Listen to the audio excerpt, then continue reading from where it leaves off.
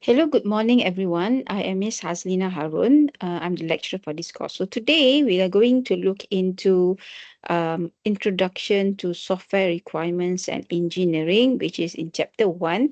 In here, you will see on what is the meaning of requirements engineering. What are the processes that you have to follow for you to go on to the requirement, for you to get the user requirement specification.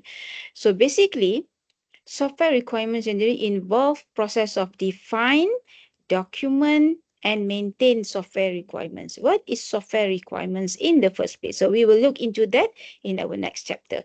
And then you will understand what does it mean by stakeholder needs, and then translate that stakeholder needs, what the stakeholder wants, into documentation, a formal requirements.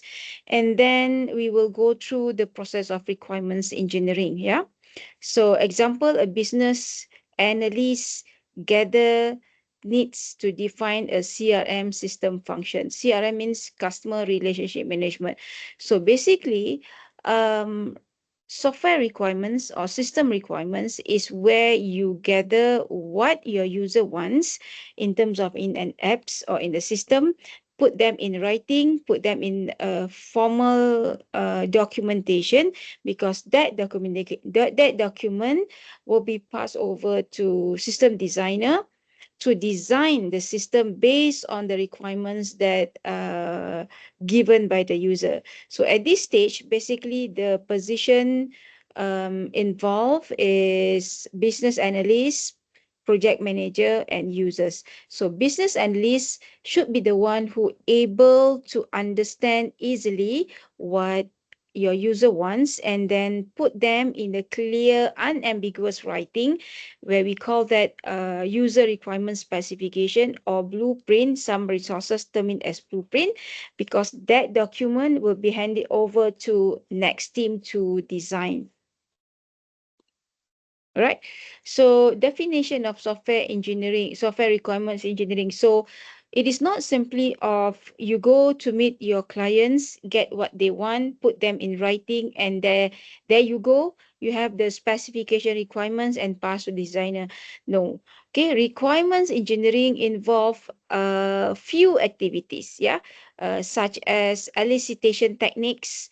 And then once you got that gathering data, you will analyze in case of inaccuracy of the requirements, in case of irrational requirements, in terms of is it correct, is it accurate, is it consistent, the whole document, is it complete, yeah, and so on, right?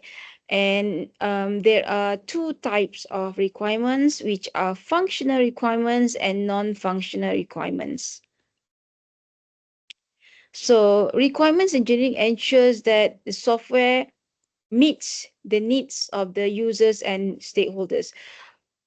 This is a crucial stage, okay, for your system to be designed correctly based on what user wants, and then for the system to be developed, okay, or so-called to be coded correctly, all based on this stage, the requirement specification. Output from this stage is requirement specification. All will be depending on how clear, how unambiguous, okay, how complete the requirement specification. Okay, failing at this stage will may contribute to fail on fulfilling what your user wants. So it helps in identifying potential issues early in the development process, reduce cost and improve quality. Yeah, it's better to have a clear specification rather than when you demo the system to your user, and the user is not agree, or doesn't happy, isn't happy with what you produce. Okay, so importance ensures clear understanding of user needs, reduces project risk and uncertainties. Yes, usually you will have to meet user to clarify, is this what you really mean? So we can minimize numerous meetings, because it sometimes kills your time. So it's better to have a clear specification, clear document, so that you can minimize the number of uncertainties. You can also minimize the project risk of not producing what user really wants. Also improves communication among stakeholders. Stakeholders mean people who involve directly and indirectly with the project. What does it mean? It means, it could mean the project sponsor, project team, yeah, project team. When you say project team, you have all of the stages. You have client in the team, you have client, you have customer, you have vendors, you have suppliers, you have a few other more. That's what it meant by stakeholders. Everybody who involved in the project, whether it's directly means client and developer. Also indirectly, probably a consultant, yeah, for example. Okay. So when you have this stage, or when you have this process, requirements engineering, it means that you have to communicate with all of these stakeholders. So it means that, I mean, it's better for you to talk face to face, yeah, or live session, rather than you email, or this is what we meant, blah, blah, blah, and so on, and then you reply the email. That could be more ambiguous. And it also enhance project planning and estimation. Yeah, when you have clear cut what user wants, what you can produce, so it makes your project planning easier, clearer, okay, and you can easily make project estimation. All right, role of stakeholders. Just now we already state that who are the stakeholders, yeah? From the client side to the development side, developer side. Client side, it will be client, it will probably be the team leads, it will be the product owner, okay? It really the process owner, it can be that. On the development side, it can be project manager, it can be project director, project development team. When you say project development team, it will involve business analysts, it will involve system designer, it will involve developers, it will involve um, tester, it will involve maintenance team, your support team, and so on. It will involve vendors, suppliers, yeah, consultants, and so on and so forth. So stakeholders plays a vital role in requirement engineering. They provide valuable insight and feedback. So each of that role brings important value. They will have to give their overview, their view, their insights, their opinions about that particular part of the system. Okay, okay, and feedback that help in define the requirements accurately. The objective of this is you want to get a very accurate specification. So stakeholders include users, clients, developers, testers, and managers. Right. So these are the role of stakeholders in elicitation and analysis. So identify the needs of the users, and then validate the requirements, and then resolve conflicts. You will go through these three main process, yeah, when you go deep into software requirements. Right. So continuous feedback and stakeholder type. So stakeholder provide inputs during analysis and prototyping phase. So you will have a meeting like this, okay, and then you will demo your prototype, you will demo prototype in showing off the requirements, and you will get feedback from the key stakeholder. Right. So we have gone through this one, the same thing. All right. Challenges. Right.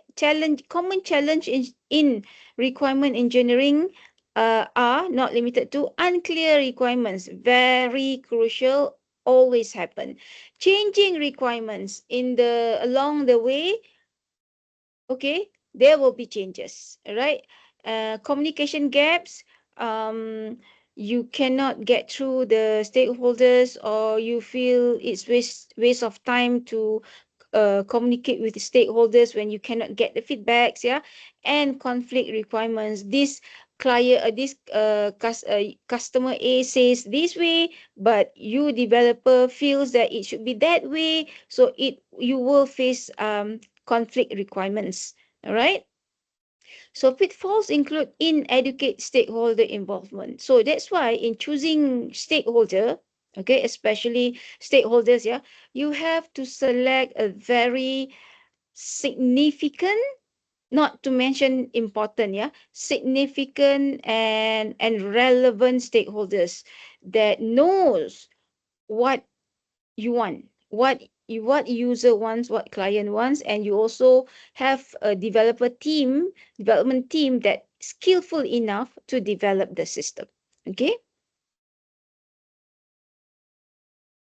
So challenges, ambiguous and incomplete requirements, common, very common. That is why when it is ambiguous, you end up develop a system that what not user expected. Okay. For example, okay, user says that, okay, I want a system that able to give notification when the network is down. Okay. So that user says, so if you don't clarify with your user, so you will write that very sentence, the same sentence, and then you pass that to designer assume that, oh, okay, notification means you can send it through email. So they design it in such a way that email will be sent. And then when that design passed to the developer, so developer says that, oh, okay, email, okay, they develop in such a way that email will be sent in case the network down.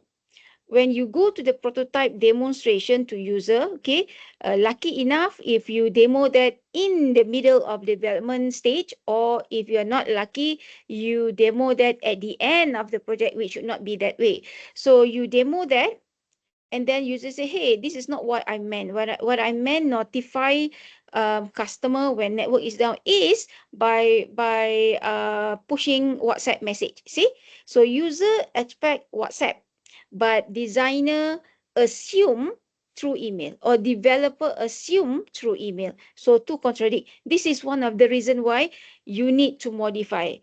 Maybe you need extra time. Having an extra time means you have the cost will be drag a bit. Yeah, drag a bit because the timeline shifted a bit and so on. This is why it is very important to have a very clear, okay, clear, unambiguous requirements. Yeah, changing requirements during development.